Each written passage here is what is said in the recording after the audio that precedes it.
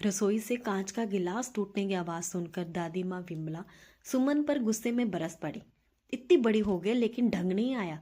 एक गिलास पानी लाने के लिए कहा तो गिलास ही तोड़ दिया। कल को ससुराल जाएगी तो सब कहेंगे कि कुछ सिखाया नहीं। हमारी नाक कटाएगी क्या? दादी माँ, मैंने जानबूझकर नहीं तोड़ा है, गलती से टूट गया। सुमन ने सफाई देते हुए कहा। अच्छा, एक तो गिलास तोड़ दिया, ऊपर से बहस कर रही हो। सब पता चल जाएगा जब सास तुम्हारी चोटी पकड़कर मारेगी, विमला ने गुस्से में कहा। यह सुनकर सुमन की आंखों में आंसू आ गए। हमेशा ही दादी माँ की यही शिकायत रहती है, छोटी सी भी गलती हो जाए तो ससुराल जाएगी तो हमारी इज्जत मिट्टी में मिला देगी, सास चोटी पकड़कर मारेगी कहकर डराती रहती। जोर से हंस दिया तो कहती ससुराल जाना है, हंसी मत दिखाया कर। सारा दिन बात बात पर टोकती रहती थी। माँ भी दादी के सामने कुछ नहीं बोलते थे। उसने कभी माँ को जोर से बोलते या हंसते नहीं देखा। माँ हर काम बहुत ध्यान से करती थी। गलती से कुछ हो जाए तो दादी माँ पूरा घर सर पर उठा लेती थी। पिताजी भी उनसे कुछ कहने की हिम्मत नहीं करते थे। बचपन से ही दादी माँ की टोका टाकी से सुमन के मन में ससुराल और सास का डर बैठ गया। जब भी घर में उसकी शादी की बात होती तो वह डर जाती। उसे लगता कि शादी के बाद उसका भी वही हाल होगा जो माँ का है। शादी का नाम सुनते ही उसे घबराहट होती थी। एक दिन उसे लड़के वाले देखने आए और पसंद कर लिया। जल्दी ही शादी भी हो गई। सास और ससुराल का डर अब उसे और सताने लगा। विदा होकर जब कार में बैठे तो उसकी हालत खराब हो गई। द्वार की रस्म के समय भी वह कांप रही थी। उसे कांपते देखकर बुआ सास ने पूछा, क्या बात है बहू, तुम इतनी कांप क्यों रही हो? तबीयत खराब है क्या? अरे बुआ, आप नहीं समझ रही, हमारी भाभी जी को प्यार का बुखार चढ़ गया है, इसलिए कांप रही हैं। पीछे खड़े देवर विकास ने मजाक किया। सब हंस पड़े लेकिन सुमन नहीं हंसी। सभी रस्में पूरी होने के बाद उसे उसके कमरे में भेज दिया गया। थोड़ी देर बाद उसके पति आयरन ने भी कमरे में आ गए, लेकिन वह उनसे भी कुछ नहीं बोली। उसे चुप देखकर आयरन ने उसे गले लगाकर पूछा, तुम इतनी चुप क्यों हो, कुछ बोलते क्यों नहीं? लेकिन सुमन बहुत डर रही थी। उसे डर था कि उसकी आवाज़ या हंसी बाहर सुनाई दी तो सब क्या कहेंगे। वह पूरी रात ठीक से सो भी नहीं पाई। उसे सुबह की चिंता थी कि कहीं देर से उठी तो सास डांटेगी। यही सोचते सोचते कब उसकी आंख लगी उसे पता ही नहीं चला। सुबह जब वह हड़बड़ाकर उठी और घड़ी देखी तो 8 बज चुके थे। आयरन उठ चुके थे।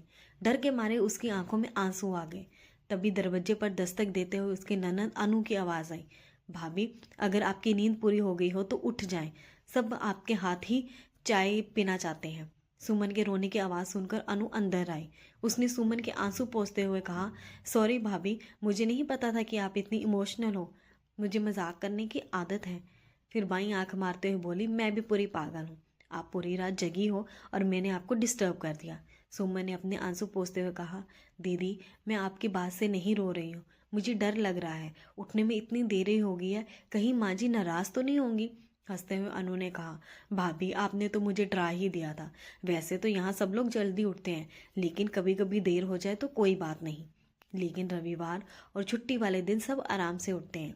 सुमन नहा धोकर रसोई में चली गई और सबके लिए चाय बनाने लगी। वे बहुत सावधानी से काम कर रही थी ताकि कोई गलती ना हो जाए। चाय की ट्रे लेकर जैसे ही वह रसोई से बाहर निकली, विकास ने उसे डराने के लिए कहा, भाभी, आपके सर पर छिपकली है। ये सुनते ही सुमन के हाथ से चाय की ट्रे गिर पड़ी और वह बुरी तरह घबरा गई। उसे लगा अब तो सास उसे डांटेगी। सुमन सिसकते हुए बोली, माँ जी, विकास भैया ने रुलाई के कारण वे आगे कुछ नहीं बोल पाई। सास ने उसे समझाते हुए कहा, बेटे, कोई भी गलती जानबूझकर थोड़ी करता है, वह तो कभी कभी असावधानियों की वजह से हो जाती हैं, इसमें रोने या घबराने की क्या बात है? अच्छा हुआ कि तुम जली नहीं, ये चाय के कप तुमसे ज़्यादा महंगे थोड़ा ही हैं। हाँ माँ, आप बिल्कुल सही कहते हैं। और फिर इन कपों का अंत समय आ गया था, होने को कौन टाल सकता है? विकास ने हंसते हुए कहा। एक दिन शाम को सब लोग बातें कर रहे थे। आयरन ने सभी को एक चुटकुला सुनाया तो सब लोग जोर से हंस पड़े। सुमन भी हंस पड़ी। उसे हंसता देखकर सास ने कहा, कितनी अच्छी लगती हो हंसते हुए, खुलकर हंसना जरूरी है, गुमसुम रहने से बीमारियां घेर लेती हैं। अब तुम उसे हंसा हंसा कर उसका स्वास्थ्य ठीक रखना। ससुर भी हंस पड़े। अचानक आयरन बोला, माँ, हमारे साथ धोखा हुआ है, तुम्हारी बहू तो गूंगी है, तो खुद ही इतना बोलता है कि उसे बोलने का मौका ही नहीं मिलता। सास ने हंसते हुए कहा। फिर सुमन के सर पर प्यार से हाथ फेरते हुए बोली, गूंगे होंगे तेरे दुश्मन, मेरी बहू तो लाखों में एक है, धीरे धीरे सुमन ने महसूस किया कि उसकी सास गलती पर डांटती नहीं बल्कि प्यार से समझाती है, अच्छे कामों को खुलकर तारीफ करती है, गलती होने पर हंसकर कहती है कभी कभी ऐसा भी होता है, और फिर प्यार से समझा देती है। धीरे धीरे सुमन के दिल से ससुराल और सास का डर खत्म हो गया। कुछ दिनों बाद सुमन अपने पिताजी के साथ मायके आ गई। दादी माँ ने पिताजी से उत्सुकता से पूछा, ससुराल वाले इसकी कोई शिकायत कर रहे थे? पिताजी ने हंसते हुए बताया, नहीं, वे सब इसकी तारीफ कर रहे थे। सास तो कह रही थी कि इतनी अच्छी बहू तो नसीब वालों को ही मिलती है। वे तो इसे आने नहीं दे रहे थे, कह रहे थे कि इसके जाने से घर सूना हो जाएगा। सारे दिन हंसती खिलखिलाती रहती है। ये सुनकर दादी माँ ने आश्चर्य से सुमन को देखा।